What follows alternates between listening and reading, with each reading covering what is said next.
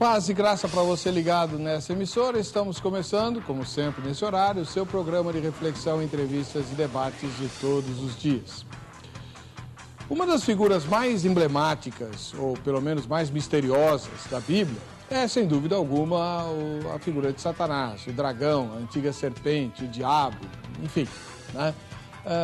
Ele aparece desde o começo até o fim da Bíblia, e no fim da Bíblia há alguns episódios um tanto quanto curiosos a respeito de Satanás. Diz o livro de Apocalipse que com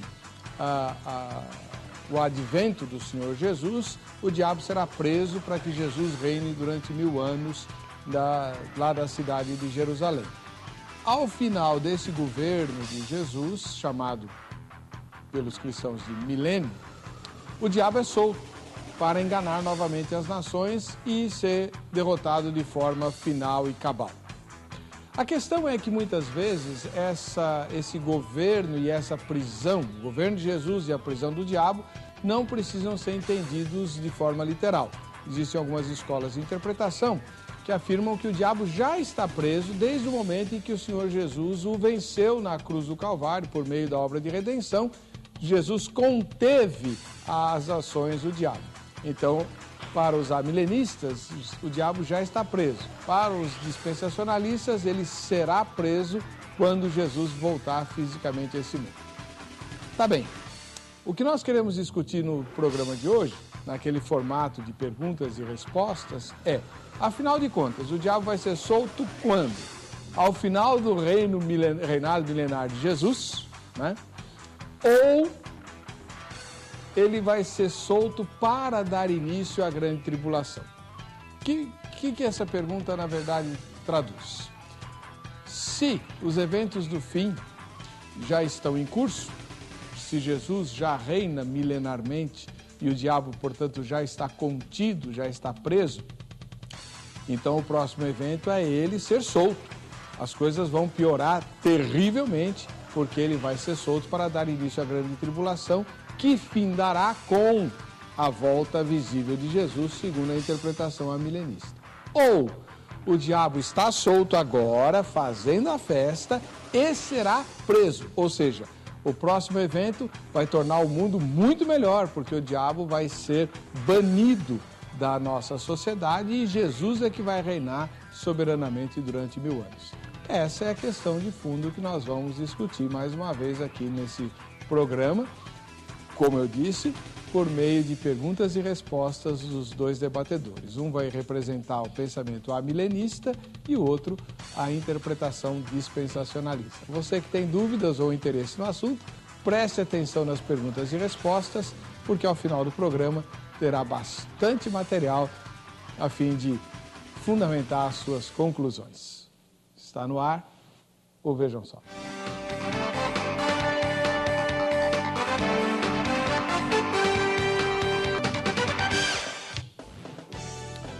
Olá, em nome da Academia Teológica da Graça de Deus, a Agrade, damos as boas-vindas aos telespectadores do Vejam Só.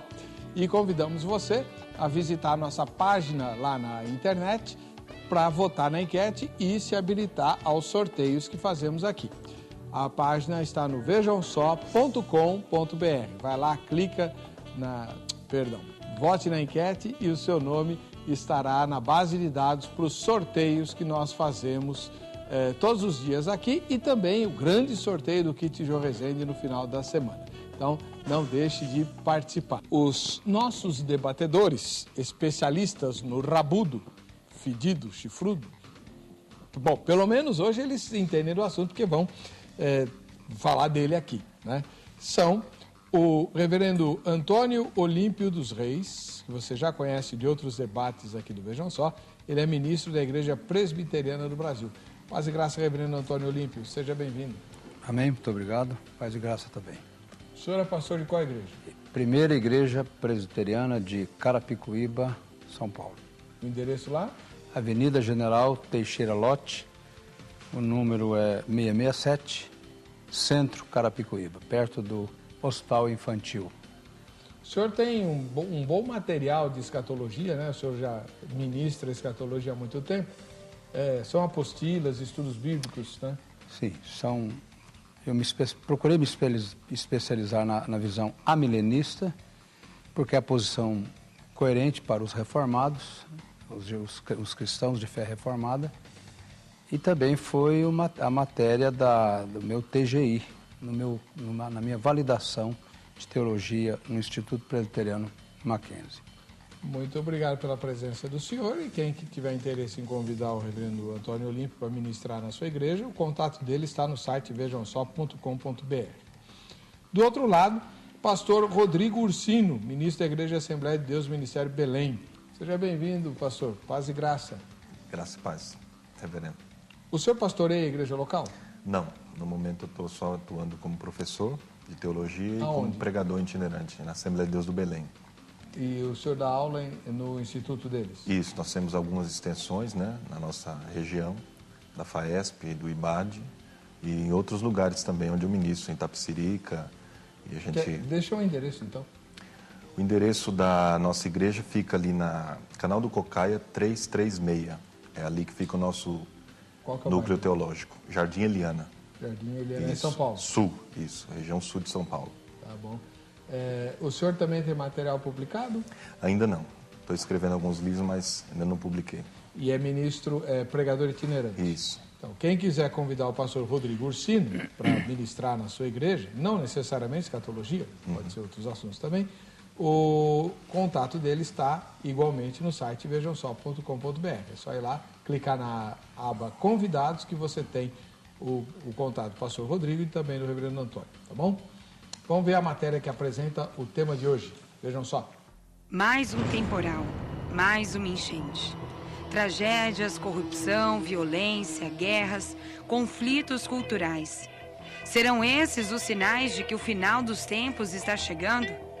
Até onde vai a capacidade de superação do homem frente aos desastres naturais? A intolerância com o diferente? Os impactos do aquecimento global no Brasil e no mundo referem-se ao comportamento humano, ou essa é uma profecia que, independente da situação, já iria acontecer? Estudo realizado pelo Instituto Público de Pesquisa Religiosa revela que 1/3 dos americanos acredita que a intensidade dos desastres naturais recentes está relacionada com o Apocalipse descrito no Novo Testamento. Tentando explicar as inundações, o extremo calor e as ondas de frio, 36% dos americanos e 66% dos cristãos evangélicos se referiram ao fim do mundo. E as guerras? Por que elas acontecem? Atualmente, as guerras que existem no mundo, como acontece no Iraque, têm inúmeras causas como economia, a política, a religião, a cultura e também fatores psíquicos.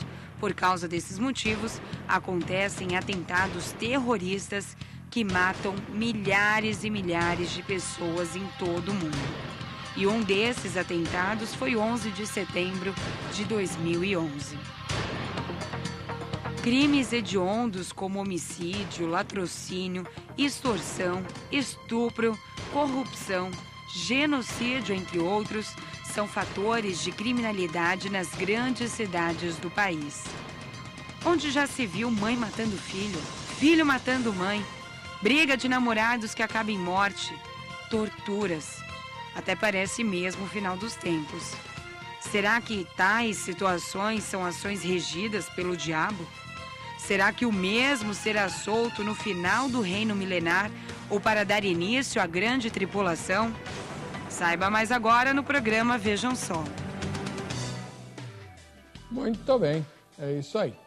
E você vai lá para a enquete do programa, na página do programa, vejamsó.com.br, né?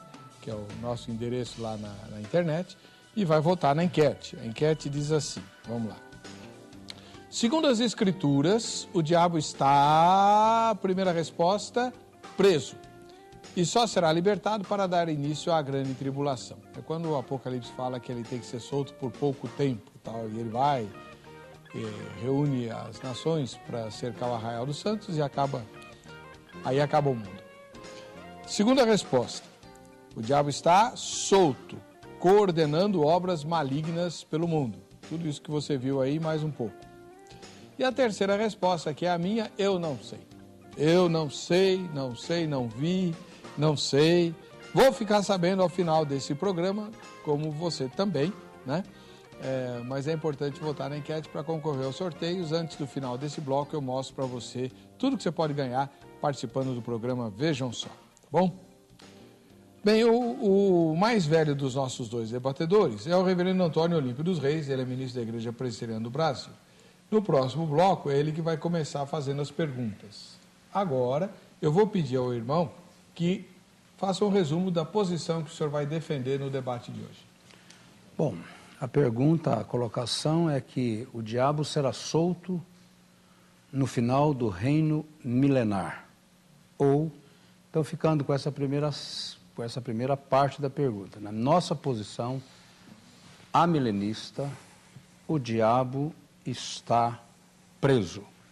Jesus está reinando. E ele está preso justamente para não impedir que os eleitos de Deus que ainda estão no pecado se convertam. Assim que todos os eleitos sejam convertidos, então o que acontecerá? Jesus, então, desce ou melhor, eu refaço a colocação. Ele só será solto da sua prisão para que esses eleitos sejam convertidos. É necessário que ele esteja preso, para não impedir que os eleitos se convertam. Então, no momento que completar o número dos salvos, então, Jesus, ele soltará ele da sua prisão para ele enganar as nações. Então, Jesus, no final, ele, então, descerá e não vai prender Satanás, simplesmente lançá-lo no lago de fogo, porque a igreja, nesse período da grande tribulação, então ela passará por uma prova para ver realmente quem é do Senhor e quem não é. E ela está necessitando disso por causa da confusão que está entre os evangélicos.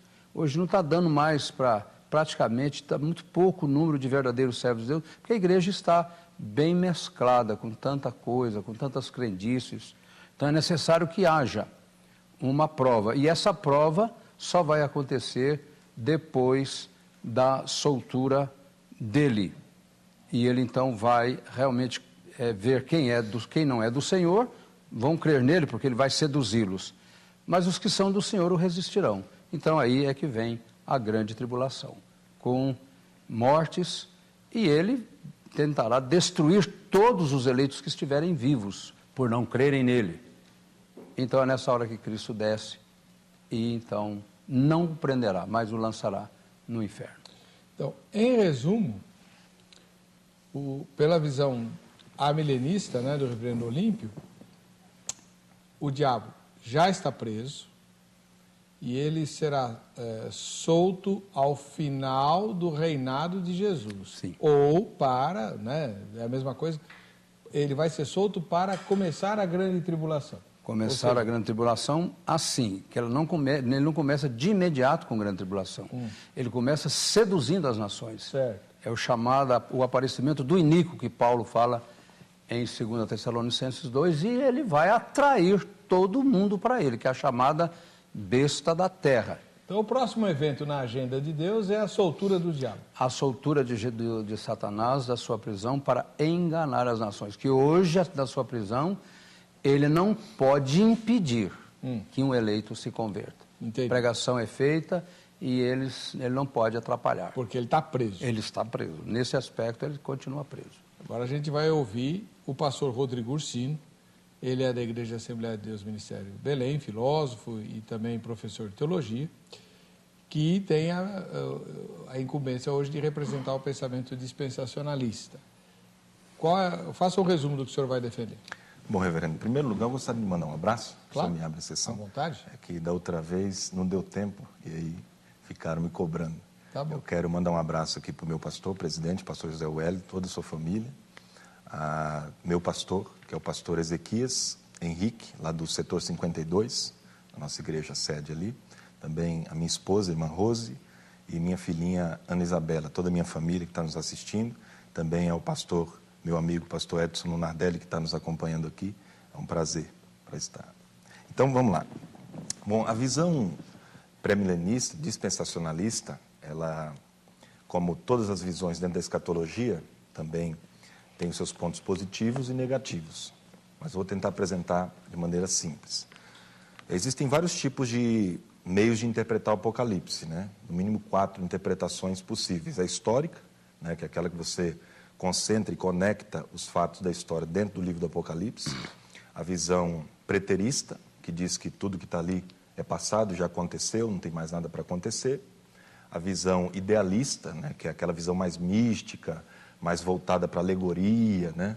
Que leva tudo na área simbólica. E também a interpretação futurista, que é essa que nós adotamos, né? O pré-milenismo dispensacionalista, ele divide o Apocalipse em, no mínimo, 3 partes, né? O capítulo 1, do versículo 9 ao capítulo 2, as coisas que viste, Deus fala a João. Do capítulo 2 ao 3 e ao 4, nós temos a segunda divisão, que é as coisas que são. E do 4 até o 22, a gente crê que são coisas que hão de ser, tudo que está relacionado ao futuro. E principalmente o período tribulacional, que é descrito, nós acreditamos assim, do capítulo 6 até o 19. É um período que abrange quase todo o Apocalipse, pela importância que ele tem do aviso de Cristo para nós, nos alertarmos acerca dele. Em relação ao diabo, ele está preso ou solto? Eu acredito que ele esteja soltíssimo. Por isso, tantas coisas acontecendo. E alguns textos mostram isso, né? De acordo com o decorrer do programa, a gente vai mostrar aqui alguns versículos. Poderia citar já de início, 1 de Pedro 5, 8, né? Vigiai, porque o diabo, vosso adversário, ele anda em derredor, bramando como leão, buscando a quem possa tragar. Então, esse já é um texto que nos mostra que ele está solto e está agindo na terra, e por isso nós precisamos estar em vigilância constante. E quando é que ele vai ser preso? Ele vai ser preso ao final do milênio, que nós acreditamos que é um tempo literal. Ao final do milênio ele vai ser preso? Não. Ele vai ser solto ao final do milênio. Ele vai ser solto ao final do milênio, perdão. Vai ser solto ao final do milênio, porque ele vai ser preso no início dele. Ele vai ser preso no início do milênio e solto no final deste período. E o milênio começa com a volta visível de Jesus. Com a volta visível de Cristo, que é a segunda vinda. Então, na visão dispensacionalista, o próximo evento da agenda de Deus é o arrebatamento da igreja. Exatamente. A igreja não passará pela tribulação. Eu acredito que ela não passará, não existe motivo para isso. Apesar de eu concordar com o que o reverendo disse, a igreja precisa de uma perseguição para dar uma acordada, uma despertada, mas não creio que essa perseguição seja a tribulação. Então ela vai subir. Ela sobe. E o diabo solto. E o diabo solto. E aí tem a tribulação e Jesus volta para por fim a tribulação. E a segunda vinda acontece, ele é amarrado e começa o período milenial. Aí ao fim dele ele é solto para enganar alguns, e aí acontece o fim, ele ser lançado no lago de fogo e novo céu, nova terra, depois do juízo final. Em outras palavras, irmãos, a distinção das posições aqui, usando o diabo como parâmetro, né, é que na posição amilenista do reverendo Olímpio, Jesus já está reinando e o diabo está contido. Ele será solto para enganar as nações. Na visão dispensacionalista do pastor Rodrigo, né, o diabo está solto e Jesus ainda virá para reinar, quando ele prenderá o diabo. Tá bom? Muito bem. Deixa eu falar para você sobre o que você pode ganhar participando do programa de hoje, porque em seguida nós vamos para o intervalo e é quando os nossos queridos debatedores farão valer o seu ponto de vista por meio de perguntas e respostas mútuas, com um tempo definido para resposta e para as réplicas. Bom, quem participar do sorteio do programa de hoje votando na enquete vai concorrer a 2 presentes. Esse daqui, esse livro, Eu Sou o Terceiro Pastor, Mário Simões, ele esteve aqui um dia desses, né? Lançando o programa Eu Sou o Terceiro, que é um programa muito interessante de evangelização, por meio de uma pulseira que tem essa frase, Eu Sou o Terceiro. Todo mundo que vê você com essa pulseira, Eu Sou o Terceiro, pergunta, o que é isso? Né? Aí você responde assim, não, eu sou o terceiro porque porque Deus é o primeiro. Aí ele fala, então quem é o segundo? É você. E aí você começa a evangelizar. Tá tudo explicadinho aqui, vou mandar esse livro para quem ganhar. E também a camiseta da Academia Teológica da Graça de Deus, a AGRADE, a principal patrocinadora do programa. Vejam só que, além de deixar você muito bonito ou muito bonita com essa camiseta que você pode ganhar participando do sorteio, vai te deixar melhor ainda quando você se transformar num aluno da AGRADE. São mais de 600 filiais espalhadas no Brasil todo, esperando a sua matrícula. Para você saber onde fica a unidade mais próxima da sua casa e qual é o curso ou quais são os cursos oferecidos ali, além do curso bíblico, porque este é onipresente em todas as filiais, você liga amanhã, no horário comercial, para 0 Operadora 11 3115 0819. 3150819, liga lá, conversa com o pessoal da AGRADE para pegar as informações de que você necessita, tá bom? Muito bem, eu acho que não ficou faltando nada. Vamos para o nosso intervalo. Na volta, estabeleceremos o nosso debate.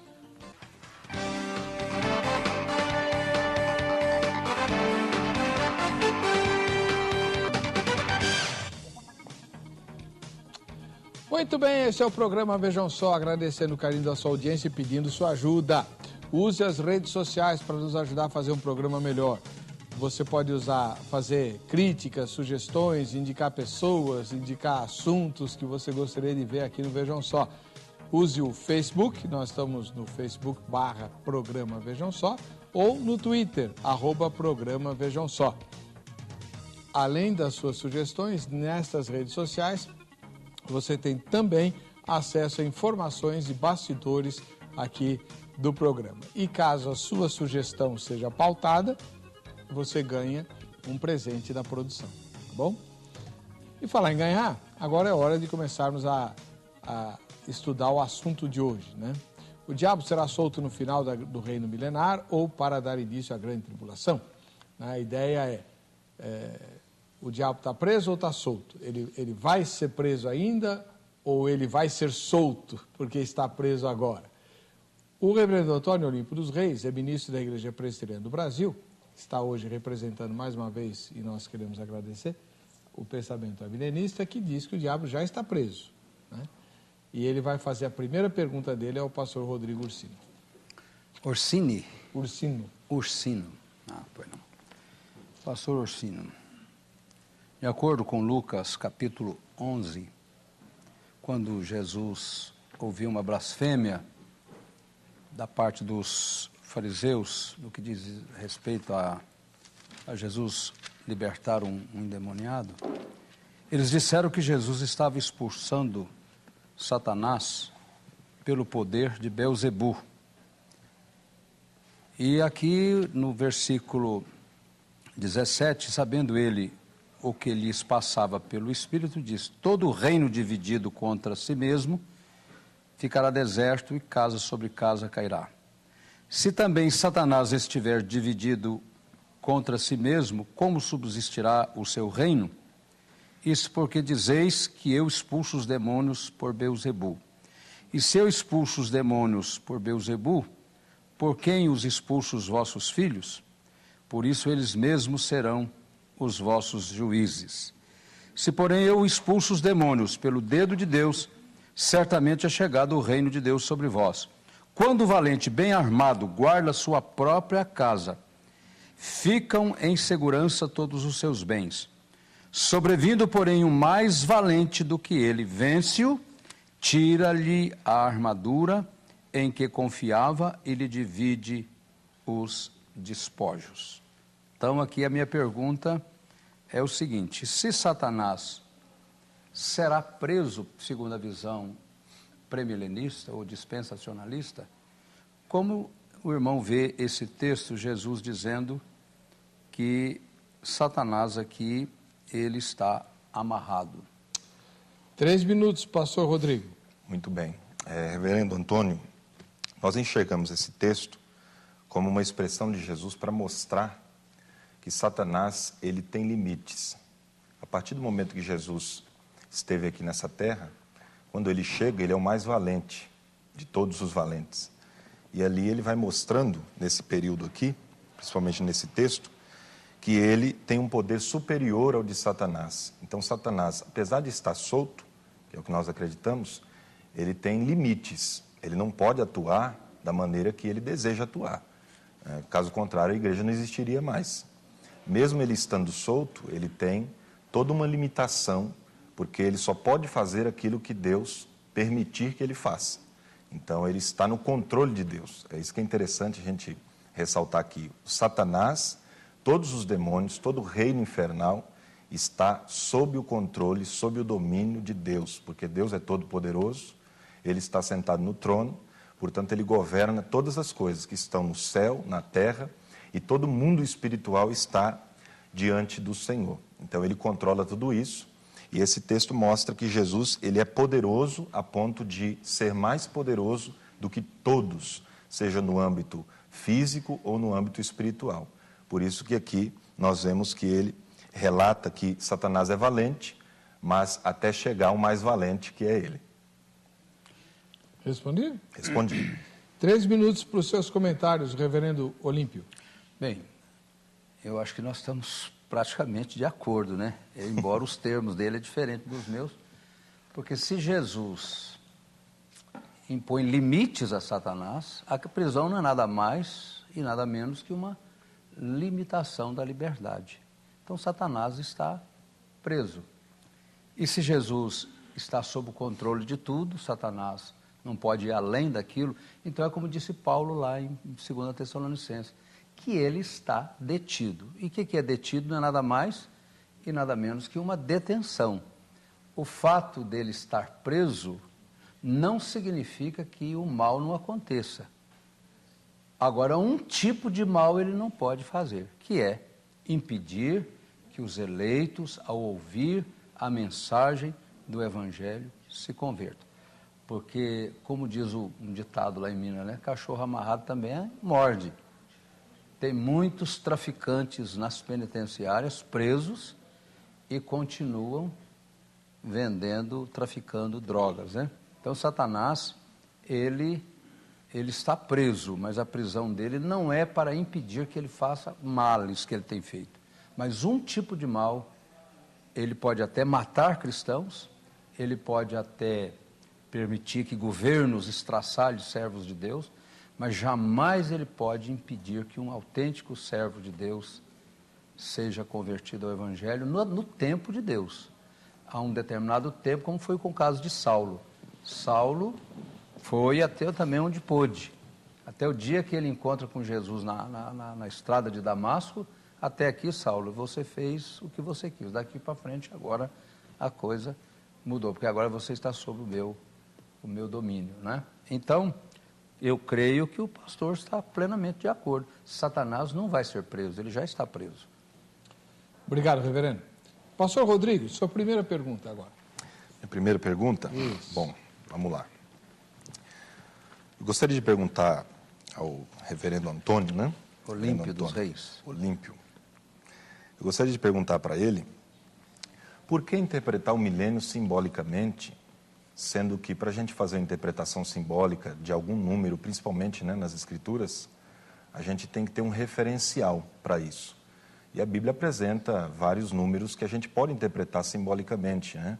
Que tem um significado expressivo, por exemplo, o número 7, o número 12, o número 3. Na Bíblia, quando aparecem, sempre a gente pode ter alguma coisa ali para extrair nesses números.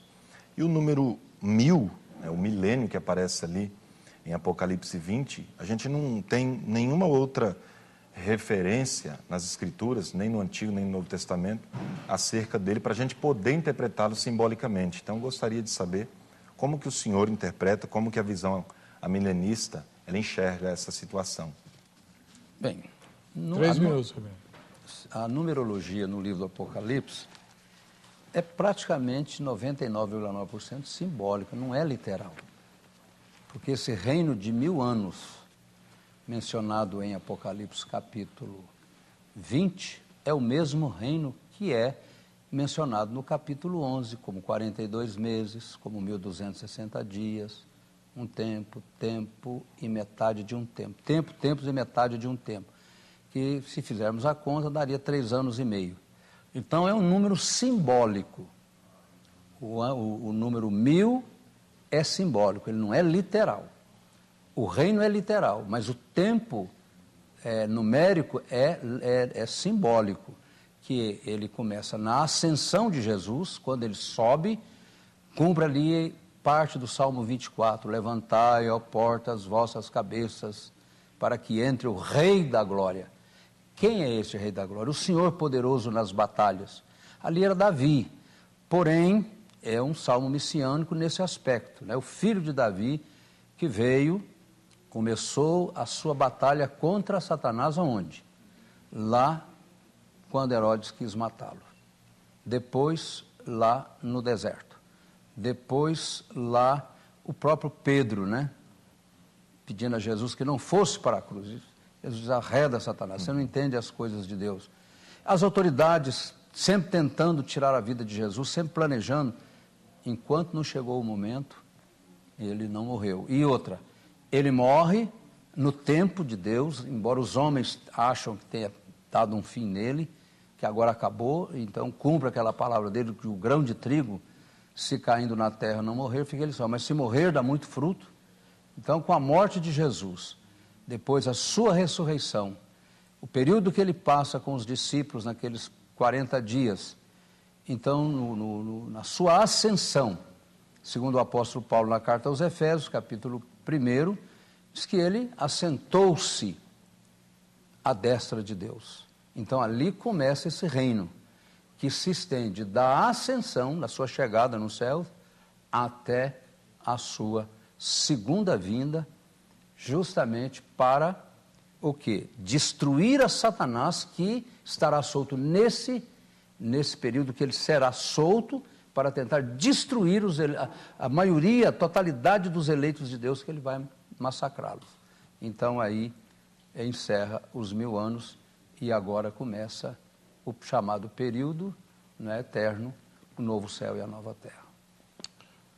Bom, pastor Rodrigo, o senhor tem 3 minutos para comentar a resposta do reverendo Antônio. Bom, muito bem. Quando o Apocalipse 20... ele cita o período de 1000 anos, ele não cita apenas uma vez, né? Ele cita várias vezes, se eu não me engano 6, só que nesse texto de Apocalipse 20. Então nós entendemos que seja assim um período literal, é um período de 1000 anos que precisa acontecer, porque é uma promessa feita, né? Nós temos vários textos que mostram que o povo de Israel principalmente precisava que essas promessas se cumprissem. Lá em Gênesis 15, versículo 18, né, Deus faz promessas a Abraão, dizendo acerca da extensão geográfica, né, da terra prometida, e até hoje a gente sabe que essas terras não foram totalmente dadas ao povo de Israel. Então nós, dispensacionalistas, acreditamos que nesse período, né, do milênio é que vão se cumprir completamente essas profecias relacionadas principalmente à nação de Israel.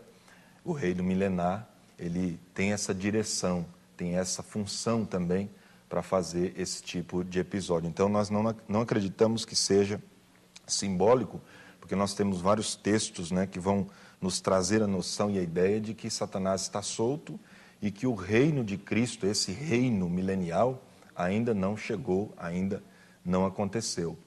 Então, quando a Bíblia fala do período de 1000 anos, né, simbolicamente, eu não consigo admitir, não consigo interpretar dessa maneira, porque o texto é muito taxativo, né? Você pode ler os versículos que se seguem e eles são muito categóricos, né? Ao mostrar que são períodos, né? São anos literais que vão se suceder, vão se estabelecer aqui. Por isso se chama o reino milenar de Cristo, aqui na Terra. Bem, cada um dos nossos debatedores já fez a primeira pergunta. O reverendo Antônio, então, vai fazer agora a segunda inquirição dele. Bem, meu irmão, se é literal para que Israel conquiste toda a extensão territorial do reino, né? Porque se for levar ao pé da letra, Israel, quando ele chega na Terra Prometida, Deus deu as dimensões, né, para ele, desde o Líbano, desde do Tigre, do Eufrates e tal, eu acredito que, eu creio que Israel conquistou isso. Não assim com Josué, com os juízes. Isso vai acontecer na sua totalidade no reino de Davi. Davi, o reino deles se estendeu, eles conquistaram a terra toda. Então, meu irmão, como é que você vê isso? Se você vê a dimensão do reino de Davi, como é que você vê a dimensão desse reino e como é que você vê a dimensão desse reino depois que os judeus retornam da Babilônia até os dias de hoje? E se é que vai conquistar, você não acha que já conquistou? Eles já viveram isso? E que Israel hoje, o Israel não é o Israel étnico, mas é o Israel espiritual? Então a pergunta do senhor, resumindo, não é verdade que as profecias já se cumpriram durante o reinado do rei Davi, né? E o Israel de hoje, então, seria o Israel espiritual? O Israel espiritual. Perfeito. 3 minutos para a sua resposta, reverendo Muito pastor bem. Rodrigo. Eu vou ler um texto aqui em Atos, capítulo de número 14, versículo de número 22, dá mais ou menos uma ideia de que este reino ainda não chegou. Diz assim: confirmando o ânimo dos discípulos, exortando-os a permanecer na fé, pois que por muitas tribulações nos importa entrar no reino de Deus. Nos importa entrar.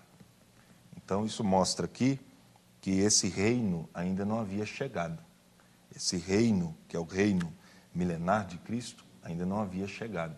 Porque, na verdade, Jesus, ele teve a intenção de estabelecer esse reino quando ele veio na primeira vinda. Só que o texto de João é bem claro: veio para o que era seu e os seus não receberam.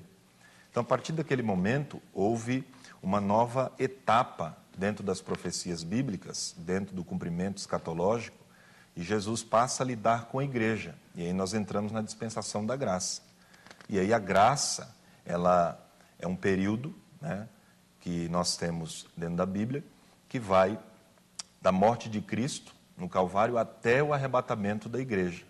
Então, depois do arrebatamento, nós temos o período tribulacional, que para nós é a 70ª semana profética de anos, lá de Daniel capítulo 9, né, um período de 7 anos literais, onde haverá o tribunal de Cristo no céu, né, após o arrebatamento, o Bema, né, que é a entrega de galardões, de recompensas.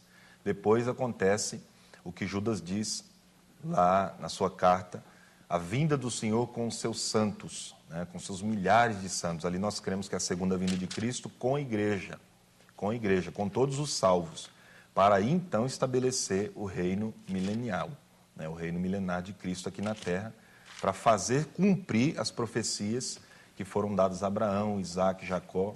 O reverendo citou a questão de Davi. Realmente, Davi foi o que mais expandiu, né, o território de Israel nos tempos bíblicos, mas não chegou a cumprir totalmente tudo o que está lá em Gênesis capítulo 15, versículo 18. Então, por exemplo, hoje nós temos um impasse muito grande em Israel entre os palestinos, os judeus e os árabes. Lá tem o muro da separação, né? Os irmãos que já estiveram lá sabem disso. E nós temos a parte mais importante, né? A parte mais importante separada, que é sagrado, né? O lugar sagrado para os judeus, que é o Muro das Lamentações. Do outro lado tem ali o que nós cremos que é o Monte Moriá, e eles desejam, anseiam, eles, os judeus, eu digo, eles anseiam por terem aquele território de volta, né? E nós acreditamos que isso vai acontecer literalmente, para que Deus cumpra a promessa feita aos seus filhos, os judeus também. Muito bem, muito obrigado. Reverendo Antônio, seus comentários. Bem, eu vejo o reino de Deus, por exemplo, o anjo disse a Maria, lá em Lucas capítulo 1, versículo 32, e este será grande, falando de Jesus, será chamado Filho do Altíssimo, Deus, o Senhor, lhe dará o trono de Davi, seu pai. Ele reinará para sempre sobre a casa de Jacó, e o seu reinado não terá fim. Depois, se você for para Lucas, capítulo 17, versículo 20 e 21, interrogado pelos fariseus sobre quando viria o reino de Deus, Jesus lhes respondeu: não vem o reino de Deus com visível aparência, nem dirão ei-lo aqui ou lá está, porque o reino de Deus está dentro de vós. Ele não vem com aparência exterior. E no Evangelho de João, capítulo 3, Jesus e o grande mestre Nicodemos, o grande rabino Nicodemos, Jesus foi muito enfático com Nicodemos, que elogiou Jesus e tal. Jesus, então, falou com ele no capítulo 3, versículo 3. A isso respondeu Jesus: em verdade te digo que se alguém não nascer de novo, não pode ver o reino de Deus. Perguntou-lhe Nicodemos: como pode um homem nascer sendo velho, etc., né? Então, Jesus diz no versículo de número 8, o vento sopra onde quer, ouve a sua voz, mas não sabe de onde vem, nem para onde vai. Então lhe perguntou Nicodemos: como pode suceder isso? Versículo 5, exatamente o 5. Respondeu Jesus: em verdade vos digo, quem não nascer da água e do Espírito não pode entrar no reino de Deus. Então, primeiro, quem não nascer de novo não pode ver o reino. Quem não nascer da água e do Espírito não pode entrar no reino de Deus. O reino de Deus não vem com visível aparência, ele está dentro de vós. E Deus lhe dará o trono de Davi, seu pai. Então, o meu comentário é justamente isso, com essa afirmação: o reino, ele é espiritual, não é um reino material. Israel, nação, com todo respeito ao povo de Israel, não tem nada a ver, não tem nenhuma ligação, a não ser que individualmente, eleitos de Deus em Cristo entre os israelitas. Hoje, no tempo de hoje, para se converter, tem que ouvir o evangelho pregado por um israelita espiritual, que israelita não é aquele que é, né, exteriormente, israelita é aquele que é do coração. Israelita hoje, o verdadeiro israelita não é aquele que tem nas suas veias o sangue de Abraão, mas tem no seu coração a fé de Abraão. Muito embora há uma promessa muito grande, próximo à vinda de Jesus, está claro, que haverá um grande, como há plenitude dos gentios, haverá plenitude de Israel. Isto é um tempo em que Deus vai trabalhar com um grande número de israelitas para a conversão. Pastor Rodrigo, o senhor pode fazer a sua segunda pergunta, por favor? Com prazer. Bom, reverendo Antônio, em Apocalipse capítulo 20, versículo 4, diz assim: e vi tronos, e assentaram-se sobre eles aqueles a quem foi dado o poder de julgar. E vi as almas daqueles que foram degolados pelo testemunho de Jesus e pela palavra de Deus, e que não adoraram a besta, nem a sua imagem, e não receberam um sinal na testa nem na mão, e viveram e reinaram com Cristo durante 1000 anos. E lá em Mateus, capítulo de número 19, versículo 28, diz assim: e Jesus disse-lhes: em verdade vos digo que vós, que me seguistes, quando na regeneração o Filho do Homem se assentar no trono da sua glória, também vos assentareis sobre 12 tronos para julgar as 12 tribos de Israel. Eu gostaria de perguntar ao reverendo se há uma conexão entre esses dois textos, se em Apocalipse 20, versículo 4, Jesus está se referindo a estes discípulos, né, aqueles que seguem a ele e vão reinar no período milenial com Cristo, ou se tem uma outra possível interpretação para esse texto, que também é uma referência a 1 Coríntios 6, versículo 2. Então, quem são estes que vão se assentar em tronos, ou se estão ou se não estarão no período milenial com Cristo. Leia, para não comer o tempo dele, o 1 Coríntios 6:2. 1 Coríntios 6:2.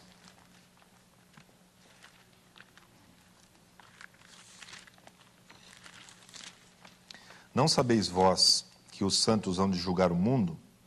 Ora, se o mundo deve ser julgado por nós, sois porventura indignos de julgar as coisas mínimas? Muito bem. O senhor entendeu a pergunta, né? Entendi. 3 minutos para a sua resposta. Bom, nós já estamos reinando com Cristo. A igreja visível, na pessoa dos eleitos, salvos e remidos pelo sangue de Jesus, a chamada igreja visível. E a igreja invisível, que está com ele na glória, a igreja chamada triunfante. Nós somos a igreja militante, nós reinamos com ele hoje. Embora, pelo reino ser um reino espiritual, não é mesmo com aparente, com riquezas, com glórias, mas a riqueza da espiritualidade. Então, na própria carta de Paulo aos Coríntios, capítulo 5, Paulo estava admirando da igreja de Corinto que manter alguém ali dentro da igreja, vivendo com a própria madrasta. Paulo disse que aquilo era uma coisa terrível no seio da igreja, coisa que nem os pagãos faziam. E ele então cobra esse posicionamento deles como igreja, para julgar aquele irmão. Então, como é que nós julgamos hoje no reino? Nós julgamos quando nós temos problemas no seio da igreja. Quando irmãos que pecam, irmãos que cometem falhas graves, eles reconhecidos dos seus erros, vêm, confessam, e qual é o dever da igreja? Julgar. Julgar não quer dizer condenar, julgar pode ser uma advertência, julgar pode ser uma suspensão temporária da comunhão da igreja, e o julgar pode ser até exclusão, dependendo da contumacidade do erro do irmão. Mas se o irmão, ele vem, confessa o seu erro e está arrependido, qual é o dever da igreja? É julgá-lo, mas julgá-lo para absolvê-lo, suspender da comunhão temporariamente até que ele numa reflexão, ele acerta a sua situação com Deus e ele volta para a igreja, meus irmãos, eu estou superado, confessei meu erro, abandonei meu erro. Então isso faz parte desse julgamento, é nesse aspecto que a igreja julga. Agora, no dia que o Senhor Jesus voltar no seu trono para julgar o mundo, sim, aí nós estaremos participando com ele também do julgamento do mundo.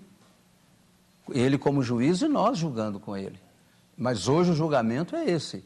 Tribos de Israel aqui, tribo aqui não é Israel étnico. Israel aqui é a igreja. É o povo de Deus. Israel não é, hoje Paulo israelita não é aquele que o é exteriormente. Israelita é aquele que o é do coração, não é material. Israelita étnico. Estão aí vivendo no judaísmo, insistindo para manter o judaísmo. Tem todo o meu respeito, mas não é Israel. Tá. Muito bem. Pastor Rodrigo, o senhor pode comentar a resposta do reverendo Antônio em 3 minutos. Ok, muito bem. Bom, nós não conseguimos entender, como o reverendo entende, a questão de Israel e da igreja. Nós acreditamos que existe, sim, uma diferença entre o Israel e a igreja, entre os judeus e os cristãos. Por quê? A Bíblia faz referência dizendo que Deus de 2 povos fez um, quebrando a barreira da separação, ou seja, de judeus e de gentios, Deus fez um povo quando este povo se converte, que é a igreja. Agora, antes dessa conversão, Deus continua lidando com os judeus de uma forma e da igreja de outra forma.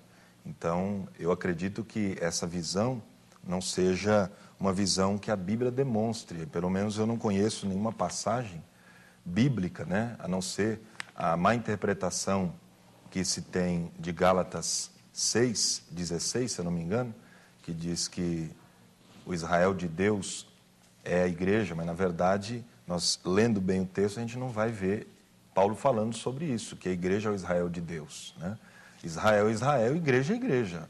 Todo o Novo Testamento nunca houve confusão acerca disso. Ou é Israel ou é a igreja. E a igreja Deus trata de uma forma, nós estamos na dispensação da graça, a igreja é tratada de uma forma especial, diferenciada, e haverá no futuro uma forma de Deus lidar com o povo de Israel, e esse futuro que nós acreditamos que é a grande tribulação, onde Deus vai salvar os judeus em massa, a nação de Israel vai se converter ali no número representado pelos 144 mil, e depois nós temos a segunda vinda de Cristo com o estabelecimento do milênio. E ali sim, Deus vai cumprir as promessas feitas aos judeus, porque isso deve acontecer, precisa acontecer para que se cumpram as profecias. Então eu não consigo ver que esse período seja simbólico nesse sentido, né? E eu vejo que Israel é um povo e a igreja é outro povo. Agora, se o judeu se converte a Cristo, aí ele passa a ser igreja. Deus não vê mais ele como judeu. É essa confusão que as pessoas costumam fazer, né? Porque dentro da Bíblia você tem várias expressões, judeus, hebreus, né, israelitas, igreja. Só que existem várias diferenças, né, entre elas. Por exemplo, o hebreu era uma nomenclatura antiga, né, o ivri no hebraico, aquele que atravessa, né, para o outro lado, que eles tinham que atravessar o rio, e era até um nome pejorativo que davam ao povo hebreu. Depois nós temos o povo de Israel, porque eram descendentes de Jacó, ou descendentes dos filhos de Jacó das 12 tribos. Depois nós vamos ter hoje o nome judeu. E também hoje nós temos com o Estado de Israel, né, desde 1948, dia 14 de maio em diante, como a ONU, né, aceita, os israelenses, que há uma diferença muito grande entre o israelita e o israelense, né? Tem muita gente que até confunde isso. O israelense é aquele que nasce no país Israel, e o israelita é aquele que tem o sangue, como bem falou o reverendo, o sangue judeu correndo nas veias das 12 tribos de Israel. Muito bem, nós vamos para o intervalo. No próximo bloco, os debatedores farão sua última pergunta e nós iremos verificar as perguntas que foram feitas pela nossa repórter.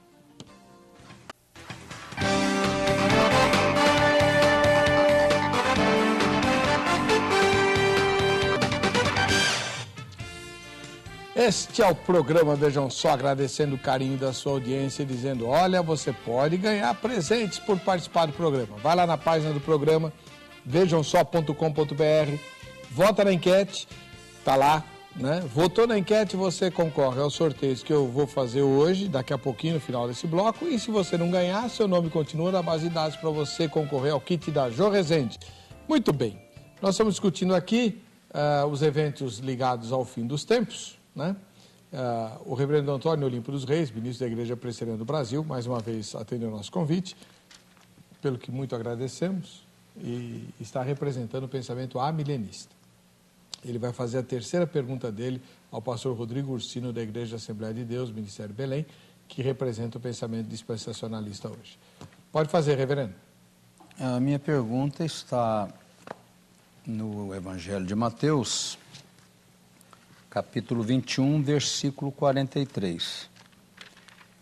Portanto, vos digo que o reino de Deus vos será tirado e será entregue a um povo que lhe produza os respectivos frutos. Companheiro, como é que você vê esse texto? Qual que é a referência? Mateus 21, 43. Você pode ler de novo o versículo? Portanto, vos digo que o reino de Deus vos será tirado. Está falando de Israel, o Israel étnico, os israelitas que não creram nele, que ele insistiu com eles para que crescem nele, lutou, envidou esforços, e eles não creram mesmo. Então, tem até uma profecia que Deus estava, Paulo cita isso lá em Romanos, né? Que Deus estava cansado de estender as suas mãos para um povo rebelde e contradizente. E aqui Jesus então diz para eles, diante da incredulidade deles, poucos creram, não está se referindo àqueles que creram, um pequeno número que creram, tudo bem, mas a maioria na sua totalidade não creram. Então ele dirige-se a eles com desses termos: o reino de Deus vos será tirado e será entregue. Se o reino vai acontecer, ele diz que vai entregar o seu reino a um outro povo que reproduz os seus respectivos frutos. Esse reino é hoje, esse reino é futuro, esse povo é Israel espiritual ou é Israel étnico? Maldade, hein, Reverendo? Não. Pastor Rodrigo Ursinho, o senhor tem 3 minutos agora. A pergunta é complicada. Obrigado pela pergunta. Não tem nada complicado. Muito boa mesmo, é importante. É legal que abre a oportunidade para mim responder, porque o texto diz, eu vou reler, tá? Portanto, eu vos digo que o reino de Deus vos será tirado e será dada a uma nação que dê os seus frutos. Então, aqui nós entendemos esse texto de uma maneira muito simples. Israel rejeitou o Messias. Ponto. Então, Deus salva a igreja. Ele faz com que a igreja entre em ação. Então, nós temos o período da graça aberto. Porque nós, dispensacionalistas, cremos assim, né? Houve o período da inocência, da consciência, do governo humano, dos patriarcas, da lei, e a lei termina na morte de Cristo. É interessante até falar isso, reverendo, porque poucas pessoas param para pensar de que, apesar de Jesus estar no Novo Testamento, o Novo Testamento, de fato, só começa quando ele morre. Então, a nova aliança, propriamente dita, ela só vai iniciar quando Jesus morre na cruz, quando ele disse, Pai, está consumado, eu cumpri a lei. Então, a lei, ela passa e entra em vigor o período da graça. Então, é exatamente isso que aconteceu. Ele veio para o que era seu e os seus não receberam. Então, ele abriu um precedente. A igreja entrou em ação e Deus agora, neste período, nesse momento, que já dura quase 2000 anos, né, de história, Deus está tratando com a igreja. Deus está tratando com essa nação aqui. Essa nação aqui é a igreja. É o povo de Deus que foi escolhido, né, para fazer com que o evangelho fosse pregado. E esse reino aqui é a pregação do evangelho se expandindo por todos os 4 cantos da terra, através da igreja, porque Israel rejeitou essa missão. Desde o Antigo Testamento, né? Aqui ela só é confirmada no Novo, quando eles rejeitam o Messias de vez, e aí a igreja passa a substituir esse papel, essa função dentro deste foco. Respondido? Respondido. 3 minutos, reverendo. Muito bem. Então, ele está concordando com o que eu estou colocando, né? Não está me contradizendo, nem me contrariando.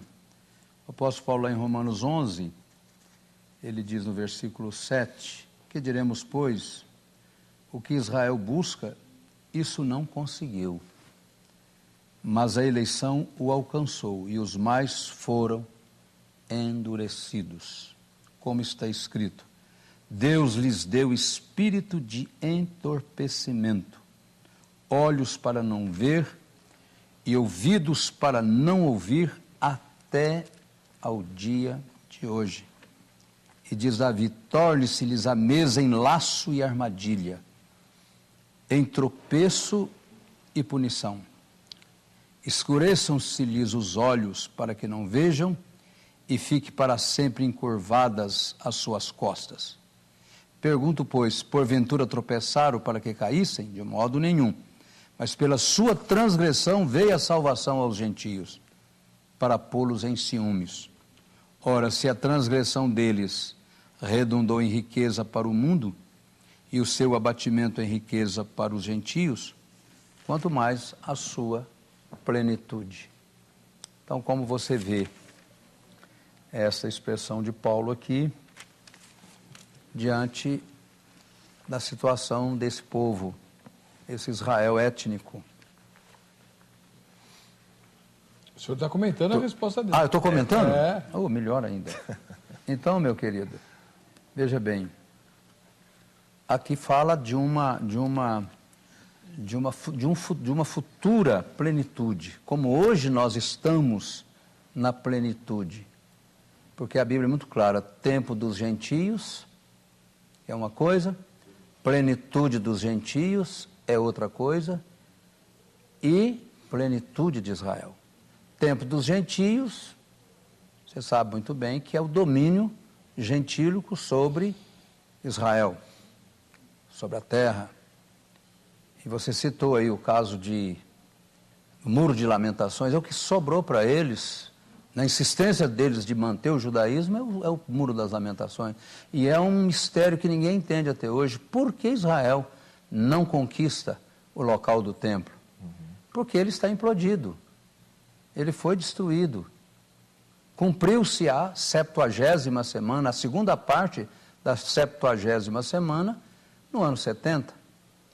Então, daí, do ano 70 até o retorno de Cristo, só mesmo a grande tribulação, para que Israel, então, venha próximo, ou na própria grande tribulação, alguns serão realmente alcançados e crerão naquele que eles crucificaram. Tá, muito bem. Pastor Rodrigo Ursino, ministro da Igreja Assembleia de Deus do Ministério Belém, representando hoje o pensamento dispensacionalista, fará sua última pergunta, porque depois a gente muda o esquema aqui, né? Ao reverendo Antônio Olímpio. Muito bem. Bom, eu gostaria de perguntar ao reverendo Antônio acerca da atuação de Satanás no presente momento. Se ele está, segundo a visão amilenista, aprisionado, portanto, ele não pode fazer algumas coisas que nós temos visto e nós podemos atribuir a ele. Como a gente enxergar alguns textos bíblicos, né, como, por exemplo, eu citei aqui 1 de Pedro 5:8, né, nós devemos vigiar porque o diabo anda ao vosso derredor, portanto está solto, né? Atos capítulo 5 fala que Satanás atuou no coração de Ananias e Safira, fazendo com que eles mentissem, pecassem, consequentemente morressem. Paulo fala em 1 Coríntios 7, versículo 5, que o casal deveria vigiar quando fossem se consagrar a Deus, para não ficar muito tempo separados, para que Satanás não induzisse-os ao pecado e ao erro. Também nós temos em 2 Coríntios 2, versículo 10, Paulo alertando a igreja da Grécia para que eles usassem o perdão como uma arma contra Satanás, para que ele não destruísse a igreja e aos irmãos que ali estavam. Também nós temos em 2 Coríntios 11, versículo 14, quando a Bíblia fala que o próprio Satanás se transfigura, ali o texto está no presente, se transfigura, ele tem essa capacidade de se transfigurar. E o texto de Apocalipse diz que ele vai ser amarrado para não enganar as nações, será solto para voltar a enganá-las. Então, diante de todos esses acontecimentos que nós temos na Terra, todos os países, principalmente aqui no Brasil, nós temos visto a violência aumentando a cada dia, a injustiça social aumentando a cada dia. Isso não seria uma influência de Satanás, Satanás agindo solto na Terra, como os textos estão mostrando? Eu preciso no mínimo meia hora para responder, mas eu aceito os 3 minutos. 3 minutos. Muito bom, reverendo pastor. Muito boa colocação. Eu fui muito claro, não sei se você prestou atenção, acho que você prestou atenção, como eu estou procurando prestar atenção nas suas ponderações. Quando eu disse que Satanás está preso, não está preso para impedir tentações. Ele está preso para não impedir que um eleito de Deus se converta. Mas tentações, ele é mestre, nisso ele está livre para tentar, como foi no caso, o primeiro caso aí que você citou foi Ananias e Safira. Nós passamos por esse tipo de tentação, para enganar, para mentir nada. Aí não tem nada a ver com dízimo, né? Mas mentir no dízimo, se eu ganho R$1.000 por mês, eu vou entregar um dízimo de R$50 e pôr lá no envelope, é dízimo. Aí no caso foi oferta, vendeu a propriedade e depois deram um outro valor pela propriedade que venderam. Então, eles foram tentados a fazer aquilo. Satanás não está impedido de nos tentar. Ele tem toda a liberdade para nos tentar. E é bom, Paulo diz que bem-aventurado é o homem que é tentado, né? Porque ele vai receber do Senhor a coroa da vida, mas desde que ele não ceda às tentações. E nisso aí ele não está amarrado. Para nos tentar, ele está solto mesmo, concordo com você, está solto, andando ao nosso redor, procurando nos dar uma rasteira. Lá, se você vê o capítulo 12 de Apocalipse, quando o dragão, ele vem com toda a fúria contra a mulher. Ali é a igreja, não é Israel. Israel de Deus, tudo bem. É Israel, o Israel de Deus, não é? Mas Deus diz que a transportou com asas de águia para o deserto. É o mundo, onde está a igreja, sob a proteção, como diz Paulo. Nossa vida está escondida, João diz, a nossa vida está escondida com Cristo em Deus e o maligno não nos toca.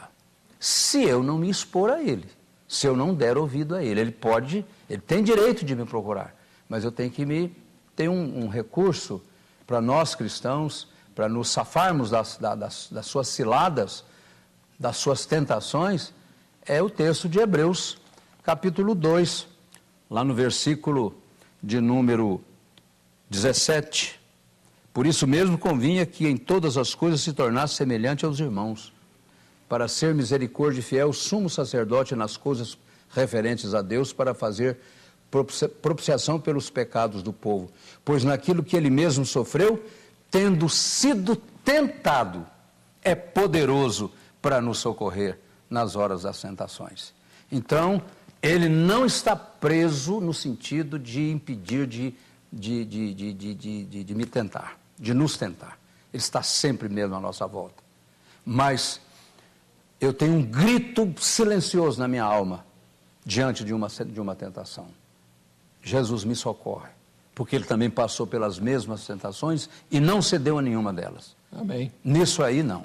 Ele bom. pode fazer o que ele quiser, mas se nós gritarmos por socorro, ele vai nos libertar da tentação. Amém. Pastor Rodrigo Ursino, seus comentários. Ok, muito bem. Eu gostei da resposta do reverendo. Bom, o reverendo disse o seguinte, que Satanás, ele pode atuar tentando os seres humanos, é isso? Então, ele está preso, mas ele tem o poder de tentar. Isso aí nem Jesus escapou. Muito bem. Então, partindo disso, vamos pensar um pouquinho. Se ele pode tentar, se ele tem poder ainda para tentar, é o que a gente vê na Bíblia mesmo, né? Eu citei esses textos exatamente por isso. O senhor disse já algumas vezes aqui, repetidas vezes, que ele não tem poder de impedir uma pessoa de ser salva. O eleito de Deus, conversão genuína. Não. Tudo bem. Não tem. Mas a tentação na hora, no tempo de Deus, a tentação não leva o ser humano ao pecado? Então, se leva o ser humano ao pecado, e o pecado nos impede de ser salvos, nos afasta de Deus, então parece que há uma certa incoerência no fato dele estar preso e poder fazer com que a pessoa peque. Porque o fato dele fazer uma pessoa ser tentada, e esta, quando é tentada, nem sempre consegue resistir à tentação, portanto ela peca, então a influência foi de Satanás para que ela pecasse. Então a culpa é dele. Claro que a pessoa tem a parcela de culpa porque ela aceitou, mas a influência foi maligna. E é por isso que a Bíblia ensina tão seriamente para a gente vigiar, porque ele está solto. E ele pode fazer com que a pessoa seja impedida, sim, de estar diante de Deus, porque o pecado nos afasta dele. Inclusive, tem vários textos que mostram, inclusive o que eu vou citar agora, que é o de 1 Tessalonicenses, capítulo 2, versículo 18, que diz que Satanás impediu Paulo de fazer uma viagem que iria ser missionária, ele ia pregar o evangelho, consequentemente ia ganhar almas para Cristo. O senhor não vê essa questão, ele impedindo as pessoas de se chegarem a Cristo, impedindo as pessoas de se chegarem a Deus, portanto, eu vejo que ele continua agindo dessa maneira, atuando, porque está solto. E por estar solto, todas essas calamidades, injustiças sociais, problemas de todas as ordens, são influência de Satanás na terra, sim. Bem, agora nós vamos passar para uma outra fase do debate, em que os entrevistados da Jéssica vão fazer perguntas e cada um de vocês tem 1 minuto só para responder. Tá? Difícil, começando pelo reverendo Antônio, a mesma pergunta. O reverendo Antônio responde, depois o pastor Rodrigo responde. Okay. E aí a gente marca 1 minuto. Vamos à primeira pergunta. Durante o milênio, o diabo vai ficar solto realmente na terra, perseguindo os cristãos, ou somente as pessoas que não são cristãs? Pode responder, reverendo. sim, nesse aspecto, para tentar, para perseguir, ele tem toda a liberdade. Ele só não tem liberdade para impedir que um eleito se converta. Nesse aspecto, não. Só isso. Ele tem a sua liberdade, apenas para não impedir no tempo de Deus que um eleito se converta. Muito bem. Pastor Rodrigo Ursino, Como é que o senhor vê o diabo no milênio? O diabo no milênio estará preso, e ele será solto só no fim desse período, que nós entendemos que é um período literal, 1000 anos, período que Jesus irá reinar aqui na terra, será um período de paz perfeita, né, de restauração da terra, de restauração da mente humana, onde as pessoas vão viver por mais tempo, onde as pessoas vão poder estar vivendo tranquilamente, porque quem vai reinar pessoalmente é Jesus, no trono de Davi. Textos bíblicos são claros em dizer isso, né? Alguns até acreditam que Davi será o corregente, isso não é impossível, né? Porque ele vai descer ressuscitado, junto, né? Pode acontecer. Então a gente acredita que ele vai estar, minha irmã, preso. Tá bom. Vamos para a segunda pergunta. Eu queria fazer uma pergunta. Eu queria saber se na grande tribulação os ateus vão para o inferno. Na grande tribulação os ateus vão para o inferno, reverendo? Os ateus que permanecerem ateus vão para o inferno em qualquer época, agora, na tribulação, em qualquer época. Se não permanecerem na incredulidade. Está respondido. Está respondido. E o senhor, pastor? Agora vou ter que concordar com o reverendo. Impossível, né? Sem fé é impossível agradar a Deus. Então, o ateu não tem fé, ou pelo menos não atua, né? Então, em qualquer época, realmente, em qualquer período, ele vai ser não salvo, né? Vai estar condenado.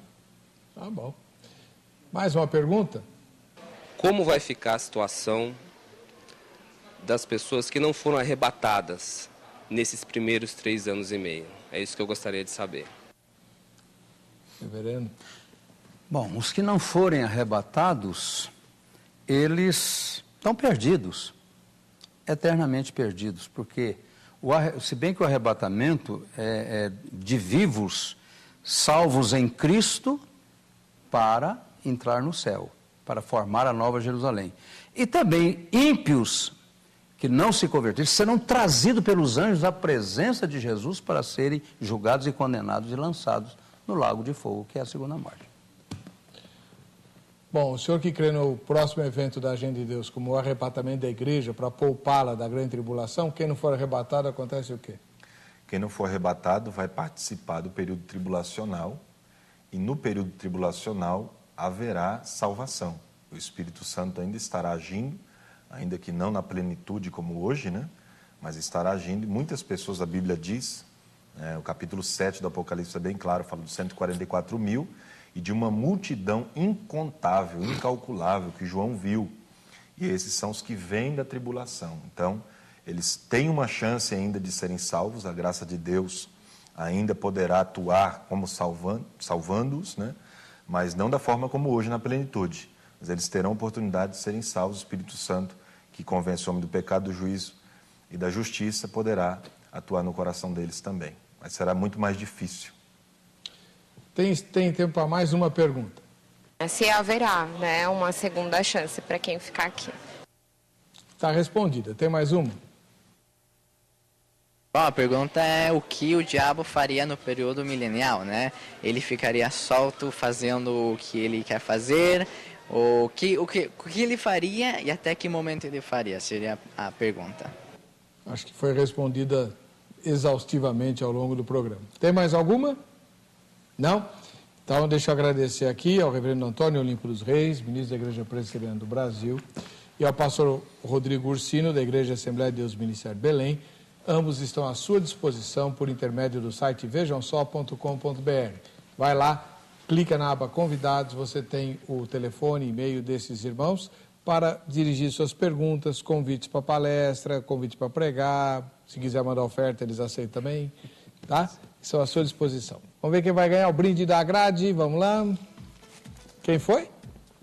Jorge de Oliveira, missionário Jorge de Oliveira, de Tupã, no interior de São Paulo. Parabéns, Jorge. Para você que fica com a gente, que vive com essa emissora, a paz e a graça de Jesus. Nós nos encontraremos no próximo Vejam Só.